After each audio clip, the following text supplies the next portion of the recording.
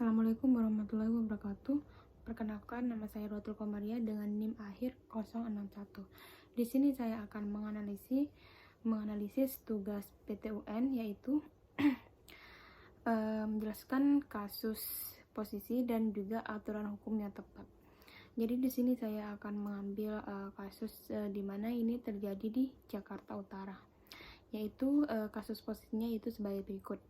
Jadi berawal dari penggugat yang bernama Lilis Limbara, beralamat di Pluit Mas Selatan, Blok G21, RT 007, RW 018, Kelurahan Pejagalan, Kecamatan Penjaringan, Jakarta Utara, yang sebelumnya telah mengajukan gugatan pada tanggal 3 April 2023 yang didaftarkan di Kepaniteraan Pengadilan Tata Usaha Negara Jakarta pada tanggal 3 April 2023. Nah, objek sengketa keputusan tata usaha negara dalam perkara Ekuo adalah perihal permohonan blokir yang dikeluarkan oleh pejabat tata usaha negara, yaitu Kepala Kantor Pertahanan Administrasi Kota Jakarta Utara, yang ditujukan kepada Forseti Law Office. Selanjutnya disebut sebagai objek sengketa. Selanjutnya, tergugat yaitu adalah Kepala Kantor Pertahanan Kota Administrasi Jakarta Utara yang berkedudukan di Jalan Melur Raya nomor 10 RT 5 RW 13 Kelurahan Rawa Badak Utara, Kecamatan Koja, Kota Administrasi Jakarta Utara. Nah, dalam pasal 1 angka 8 Undang-Undang Nomor 51 Tahun 2009 tentang perubahan kedua atas Undang-Undang Nomor 5 Tahun 1986 tentang Peradilan Tata Usaha Negara, yang mengatur bahwa badan atau pejabat tata usaha negara adalah badan atau pejabat yang melaksanakan urusan pemerintahan berdasarkan peraturan perundang-undangan yang berlaku. Objek sengketa perkara Ekuo adalah keputusan tata usaha negara sebagaimana yang diatur dalam pasal 1 angka 9 Undang-Undang Nomor 51 Tahun 2009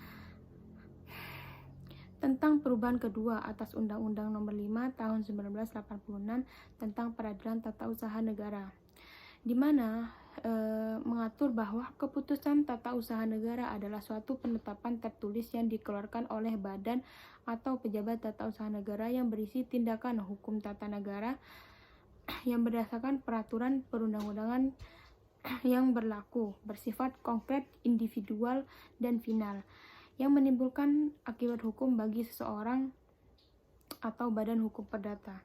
Nah, di sini saya akan menjawab aturan hukum yang tepat terkait dari permasalahan tersebut, yaitu tergugat mengeluarkan objek sengketa yang pada prinsipnya berisi permohonan blokir yang diajukan oleh penggugat sebelumnya. Itu tidak dapat dicatatkan blokir meskipun adanya sengketa hukum dalam gugatan perbuatan melawan hukum. Nah, akibat dari hukum tersebut, kerugian yang ditimbulkan dengan objek sengketa terhadap penggugat adalah ke-8. SHM atas nama penggugat tersebut dapat dialihkan oleh tergugat, meskipun pihak lain dalam gugatan perbuatan melawan hukum menurut pengadilan untuk menilai ada tidaknya kepentingan mengajukan gugatan sebagaimana dalil penggugat dan bantahan tergugat tersebut. Pengadilan mempedomani ketentuan dalam pasal 53 ayat 1 Undang-Undang Nomor 9 Tahun 2004 tentang perubahan atas Undang-Undang Nomor 5 Tahun 1986 yang menyatakan orang atau badan hukum perdata yang merasa kepentingannya dirugikan oleh suatu keputusan tata usaha negara dapat mengajukan gugatan. Nah, dalam penjelasan pasal 53 ayat 1 Undang-Undang Nomor 9 Tahun 2004 pada pokoknya menyatakan hanya orang atau badan hukum perdata yang kepentingannya terkena oleh akibat hukum keputusan tata usaha negara yang dikeluarkan dan karenanya yang bersangkutan merasa dirugikan diperbolehkan menggugat keputusan tata usaha negara. Nah, dari kasus tersebut, rumusan dalam ketentuan pasal 53 beserta penjelasannya dapat ditarik bahwa suatu rumusan hanya orang atau badan hukum perdata yang merasa kepentingannya dirugikan terhadap terbit keputusan pejabat tata usaha negara yang dapat mengajukan gugatan di Pengadilan Tata Usaha Negara. Menurut pengadilan, arti kepentingan secara substantif adalah nilai yang dilindungi oleh hukum, yang dapat diatur dengan tidak adanya hubungan antara orang yang bersangkutan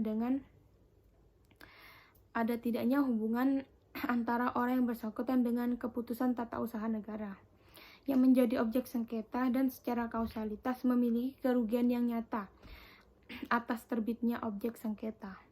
Nah, berdasarkan pertimbangan rumusan kepentingan tersebut, maka untuk menilai ada tidaknya kepentingan dari penggugat haruslah dinilai secara dua, yaitu penggugat memiliki hubungan hukum dengan objek sengketa sekaligus mengalami kerugian akibat terjadinya objek sengketa aku. Baik, itu saja yang dapat saya sampaikan. Kurang lebihnya mohon maklumi. Wassalamualaikum warahmatullahi wabarakatuh.